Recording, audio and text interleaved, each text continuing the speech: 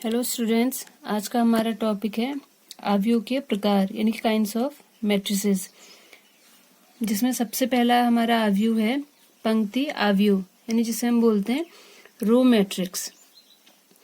Matrix में केवल एक रो हो तो उसे हम रो मैट्रिक्स कहते हैं। कॉलम चाहे कितनी भी क्यों ना हो, लेकिन रो सिर्फ एक होनी चाहिए। जैसे हमने एक मैट्रिक्स यहाँ पे ली है 1 2 3। देखिए ये क्या है, इसमें सिर्फ एक ही रो है लेकिन कॉलम्स 1 2 3। तो ये क्या हुई 1/3 की, क्योंकि हम जब मैट्रिक्स का टाइप लेते हैं तो हम लेते हैं रो इंटू कॉलम, यानी कि 1/3 की रो मैट्रिक्स।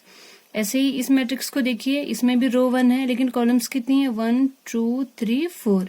तो ये आपकी हुई 1/4 की रो मैट्रिक्स। दूसरी आपके आव्यूह है स्तंभ आव्यूह, जिसे हम बोलते हैं कॉलम मैट्रिक्स।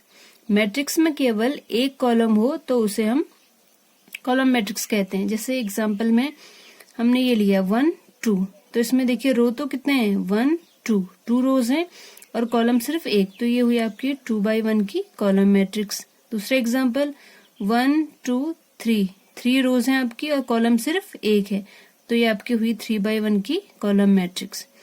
तीसरा आपका आव्यूह है शून्य आव्यूह, यानी जिसे नल और जीरो मैट्रिक्स भी कहते हैं। यदि किसी मैट्रिक्स के सारे एलिमेंट्स जीरो हों तो उसे हम क्या कहते हैं जीरो और नल मैट्रिक्स। जैसे एग्जांपल हमने लिया सिर्फ एक एलिमेंट जीरो है, तो ये फर्स्ट रो फर्स्ट कॉलम यानी कि 1/1 की जीरो मैट्रिक्स। ये हमने लिया सारे एलिमेंट जीरो हैं लेकिन किस ऑर्डर की है, रोज कितने हैं इसमें 1 2 रोज हैं, कॉलम्स हैं 1 2 3 कॉलम्स है, तो ये हुई आपकी 2/3 की जीरो मैट्रिक्स। यहाँ पे देखिए 1 यानी कि क्या है, रो सिर्फ 1 है, 1 2 कॉलम्स कितनी है आपकी 2, तो 1/2 की जीरो मैट्रिक्स। अब है वर्ग आव्यूह यानी कि स्क्वायर मैट्रिक्स। यदि m बराबर n, इससे पहले वाली वीडियो में जब हमने मैट्रिक्स के बारे में पढ़ा था वहां पे हमने एक मैट्रिक्स डिफाइन किया था m क्रॉस n का, जिसमें m क्या थे नंबर ऑफ रोज और n थी नंबर ऑफ कॉलम्स। तो वही है कि यदि m बराबर n यानी कि जब number of rose number of columns के इक्वल हो जाए तो उसे हम स्क्वायर मैट्रिक्स कहते हैं। और यदि m बराबर n हो तो मैट्रिक्स जो ऑर्डर है वो n स्क्वायर मैट्रिक्स कहलाता है। यानी कि जैसे हम ऑर्डर निकालते हैं जनरली मैट्रिक्स के लिए, हम लिखते हैं रोज इंटू कॉलम 2/3 या 3/4, वो हम उसे ऑर्डर कहते हैं। लेकिन जब स्क्वायर मैट्रिक्स की बात होती है जहां पर m और n इक्वल हो, यानी कि रो और कॉलम्स इक्वल हो जाते हैं, जैसे m और n है यहाँ पे, तो वहां पर हम क्या कहते हैं, उसका ऑर्डर n कहलाता है। यानी कि जो किसी एक एलिमेंट को हमने ले लिया, यहाँ पे n के कॉलम है, तो हम कहेंगे ये मैट्रिक्स के आपकी n ऑर्डर की। जैसे एग्जांपल है हमने यहाँ पे लिया मैट्रिक्स 2 1 3 और 2, इस टाइप के इसके एलिमेंट हैं, तो ये लेकिन ये है किस ऑर्डर की, स्क्वायर मैट्रिक्स है 1 2 रोज हैं इसमें 1 2 कॉलम्स, इनके 2/2, ये आपका स्क्वायर मैट्रिक्स है लेकिन हम कहेंगे ये ऑर्डर 2 का है। ऐसे यहाँ पे देखिए 1 2 3 रोज है 1 2 3 कॉलम्स हैं, तो ये आपकी क्या है 3/3 की स्क्वायर मैट्रिक्स है, लेकिन हम कहेंगे कि ये किस ऑर्डर की, आपकी 3 ऑर्डर की। हमारी अगली आव्यूह है सममित आव्यूह, जिसे हम बोलते हैं सिमेट्रिक मैट्रिक्स। एक स्क्वायर मैट्रिक्स। अब इसके बाद हमने जितने भी मैट्रिक्स लेने हैं वो फर्स्टली क्या होने चाहिए, आपके स्क्वायर होने चाहिए, यानी कि उसमें नंबर ऑफ रोज और नंबर ऑफ कॉलम्स क्या होने चाहिए, इक्वल होने चाहिए। तो एक स्क्वायर मैट्रिक्स को हम सिमेट्रिक मैट्रिक्स कहते हैं यदि i और j के प्रत्येक मान के लिए क्या होना चाहिए, aij equals to aj i। देखिए एग्जाम्पल से समझते बहुत आसानी से समझ आ जाएगा।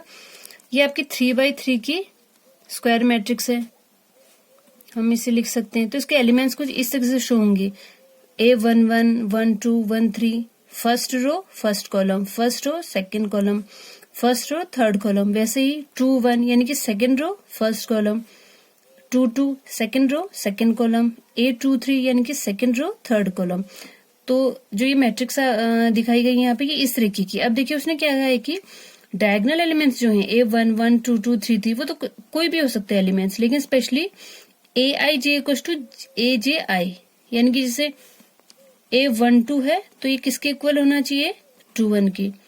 जैसे A1 3 है तो ये किसके इक्वल होना चाहिए 3 1 के। A3 2 है तो ये किसके इक्वल होना चाहिए 2 3 के। तभी वो मैट्रिक्स आपकी सिमेट्रिक मैट्रिक्स कहलाएगी। अब यहाँ पे देखिए ये आपके डायगोनल एलिमेंट्स हैं, A12 A21 इक्वल होनी चाहिए, तो देखिए 2 और 2 है। A13 और A31 इक्वल होनी चाहिए, यानी कि ये और ये एलिमेंट, तो देखिए 3 और 3 है। ऐसे ही A32 A23 A32 यहाँ पे 32 यहाँ पे, यानी कि इस तरीके से, तो ये दोनों क्या है 4। तो जहां पे एलिमेंट्स इस तरीके से हो कि AIJ इक्वल टू AJI के इक्वल हो, तो उस मैट्रिक्स को हम सिमेट्रिक मैट्रिक्स कहते हैं। इसके बाद है एकांक या तत्समकाव्य, जिसे हम यूनिट मैट्रिक्स बोलते हैं। यदि किसी स्क्वायर मैट्रिक्स में मुख्य विकर्ण मीन्स की प्रिंसिपल डायगोनल क्या होता है, ये जो बीच के जो एलिमेंट्स होते हैं, क्योंकि क्या होता है विकर्ण की तरह होता है, तो इसलिए इसे क्या बोलते हैं हम डायगोनल बोलते हैं। और प्रिंसिपल का मतलब मुख्य, जो मेन आपकी डायगोनल है, या इसे हम प्रिंसिपल डायगोनल बोले या मेन डायगोनल भी बोल सकते हैं। तो यदि किसी स्क्वायर मैट्रिक्स में मुख्य विकर्ण में यानी कि प्रिंसिपल डायगोनल में स्थित एलिमेंट्स में प्रत्येक एलिमेंट क्या हो 1 हो, यानी कि जो ये मेन डायगोनल्स के एलिमेंट्स ये हमेशा 1 होनी चाहिए, और शेष एलिमेंट्स क्या होनी चाहिए 0। देखिए डायगोनल के एलिमेंट्स 1 है, बाकी 0 है, डायगोनल के एलिमेंट्स 1 है, बाकी क्या है 0 है, तो उसे हम यूनिट मैट्रिक्स कहते हैं। इसके बाद है विकर्णावयव यानी कि डायगोनल मैट्रिक्स। किसी स्क्वायर मैट्रिक्स में ये भी फर्स्टली क्या होनी चाहिए, आपका स्क्वायर ही होना चाहिए। तो किसी स्क्वायर मैट्रिक्स में अगर प्रिंसिपल डायगोनल के एलिमेंट्स को छोड़कर अन्य अवयव शून्य हो, तो उसे हम डायगोनल मैट्रिक्स कहते हैं। क्या कह रहा है वो, प्रिंसिपल डायगोनल एलिमेंट्स को छोड़कर, यानी कि ये है प्रिंसिपल डायगोनल के एलिमेंट्स, इनको छोड़कर सारे एलिमेंट्स क्या होने चाहिए 0 होने चाहिए ये।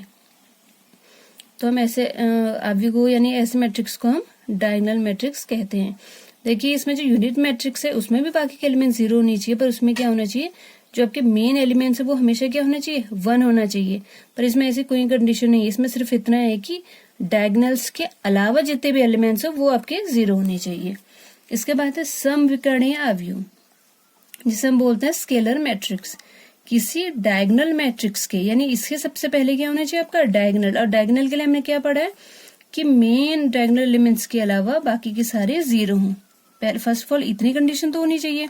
उसके बाद वो कह रहा है कि किसी डायगोनल मैट्रिक्स के सभी डायगोनल एलिमेंट्स बराबर हों तो वो स्केलर मैट्रिक्स कहलाता है। यानी कि मैट्रिक्स पहले तो वो विकर्ण होना चाहिए, यानी कि डायगोनल मैट्रिक्स होना ही चाहिए, लेकिन जो ये बीच के जो मेन एलिमेंट्स हैं डायगोनल एलिमेंट्स हैं, ये आपके क्या होने चाहिए बराबर, यानी कि एक जैसे। ये देखिए 2 0 0 2 ये आपके 2x2 की मैट्रिक्स है स्क्वायर मैट्रिक्स, लेकिन जो ये बीच के डायगोनल एलिमेंट्स के दोनों सेम एलिमेंट है 2 2, बाकी के एलिमेंट 0। यहाँ पे देखिए ये आपकी 3x3 की मैट्रिक्स है, बीच के एलिमेंट सेम है, बाकी के 0। तो इस टाइप की जो मैट्रिक्स होगी उसे स्केलर मैट्रिक्स कहेंगे।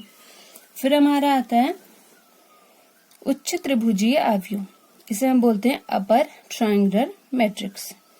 यदि स्क्वायर मैट्रिक्स में मेन डायगोनल्स के नीचे के सारे अवयव शून्य हो तो वह अपर ट्रायंगुलर मैट्रिक्स कहलाता है। जैसे एग्जांपल हमने लिया, ये आपका प्रिंसिपल डायगोनल हो गया यानी कि मुख्य विकर्ण, ये इसके नीचे के एलिमेंट्स हो गए हैं। ये देखिए सारे के सारे 0, इससे नीचे के जितने भी एलिमेंट्स हैं ये 0 हैं। तो इस टाइप की जो मैट्रिक्स है उसे हम कहते हैं अपर ट्रायंगल मैट्रिक्स। यहाँ पे भी एक एग्जांपल हमने लिया है, ये आपके प्रिंसिपल डायगोनल के एलिमेंट्स हो गए।